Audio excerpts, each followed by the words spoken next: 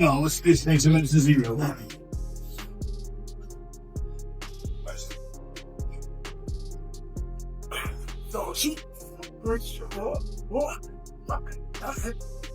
Real boxer, real world champion boxer. That the only other time he was in for the fans to get mad with that was against Fury's Tommy Fury, but it wasn't that level, obviously, and all the size things you just rightfully pointed out. But he would have been in there with, I mean, it seemed crazy. Gervonta "Tank" Davis has shocked fans with his stunning new physique ahead of his highly anticipated showdown with Jake Paul. Known for his compact frame and explosive knockout power, Tank appears to have taken his training to a whole new level. Recent gym footage shows a noticeably bulkier and more intimidating version of Davis, sparking speculation that he's preparing to meet Jake Paul's size and strength head-on.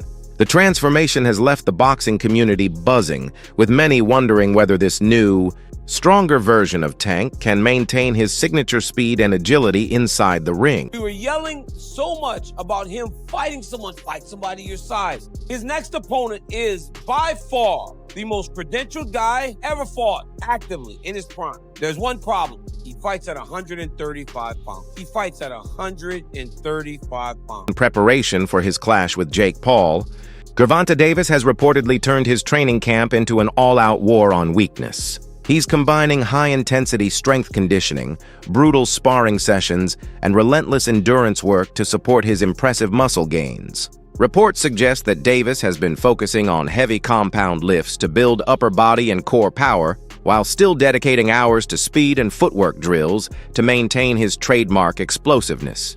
Sparring footage also shows him working with larger, more physical partners, some even close to heavyweight size, to prepare his body for the physicality and pressure that come with facing a naturally bigger opponent like Jake Paul. Yeah. This Santa Cruz I hit is dead. You can't let it burn, baby. Let it burn. Mind over matter, son. Mind over matter. This is the blues on. Ain't nobody doing no shit like this. Come in the desert. Nigga trying to stay away from the desert. He come in the desert. When the night Camera. Oh, see. Hey, light, camera, action. and fighting for Light, action. Camera. Come on, Tank. Come on, Tank. Run out. Run out here. Come on, let me just see. You said, get down in there. Get down. 10 seconds. 10 seconds. 10 seconds. Don't think about it. Don't think about it. Remember that gun on it? They got that gun on that tank. They go, time.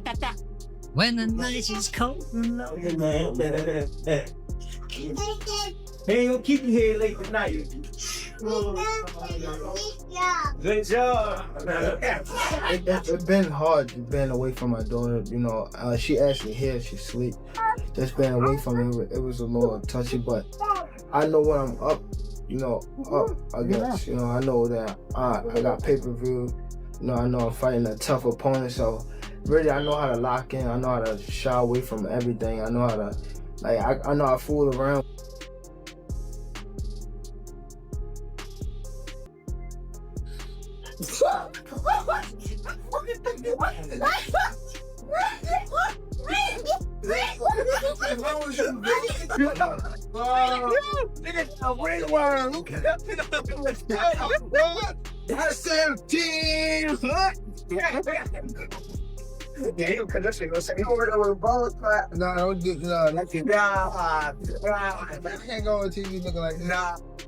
Size gap remains enormous. Jake Paul is a naturally heavier fighter, and their fight rules reportedly set a 195-pound limit with 12-ounce gloves for both men.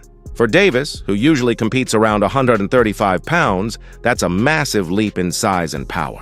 Many experts have voiced concern that packing on so much muscle could backfire, slowing Tank down and dulling the very attributes that made him one of boxing's most dangerous fighters: speed, timing, and explosiveness.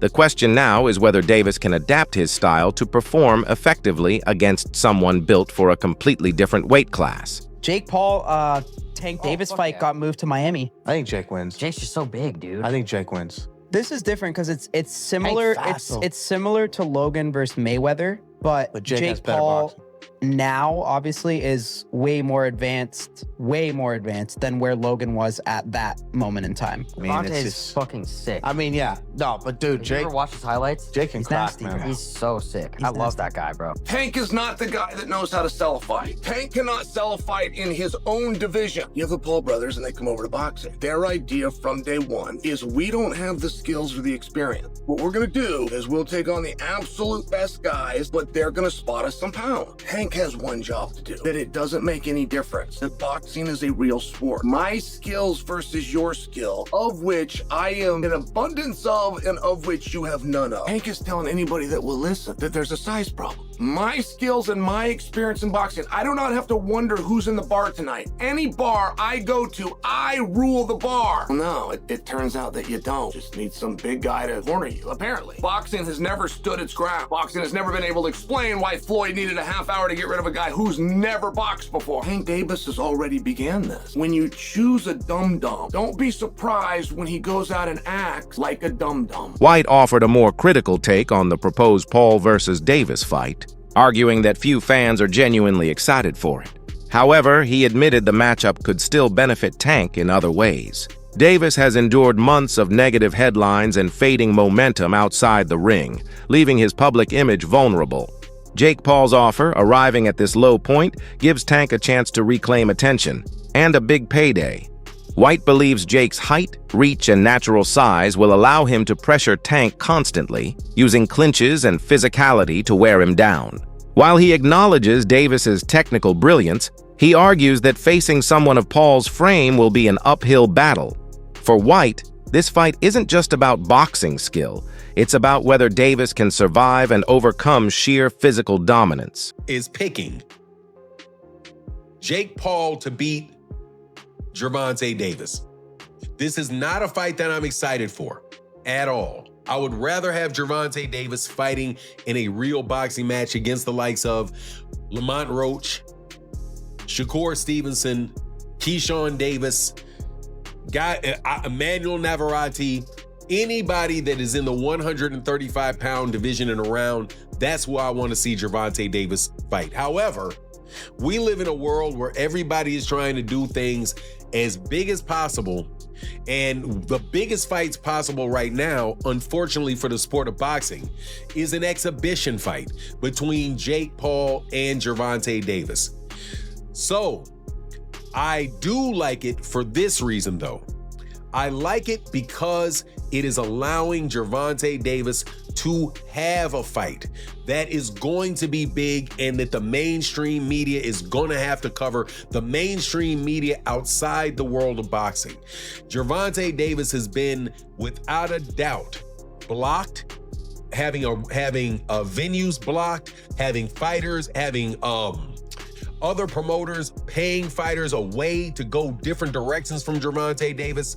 So Gervonta Davis was in a bit of a hole, and he gets an opportunity to fight Jake Paul for $200 million or whatever. I don't mind it at all.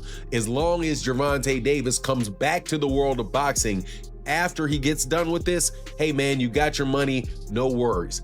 But you gotta love Dana White having the audacity to pick Jake Paul in this fight, and says something to the effect that, hey, he was talking to Logan Paul and said, hey, when you were fighting Floyd, you know, there was this, you're a gigantic guy, big size difference. There was a time when Floyd Mayweather Jr. had an overhand right that landed flush on Logan Paul. Bare knuckle fighter and former UFC star Mike Perry didn't hold back when asked about the rumored Gervonta Davis versus Jake Paul showdown. Perry slammed Davis for taking what he called a cash grab, accusing him of chasing money instead of meaningful challenges. He questioned whether Tank still has the same hunger that once made him a world champion. In Perry's view, choosing to fight a YouTuber-turned-boxer is a sign that Davis's priorities have shifted from legacy to fame. Shockingly, Perry even suggested that Jake Paul's work ethic and drive might now surpass Davis's. His comments reignited heated debate among fans, many of whom are now questioning Tank's motivation and whether he's still fighting for glory or just for the spotlight. Jake is big.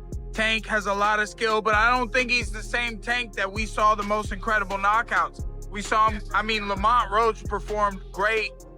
They went to draw, and, you know, I just don't know. And Tank walked away. I don't know if he loves it enough to beat a guy who outweighs him by 80 to 100 pounds.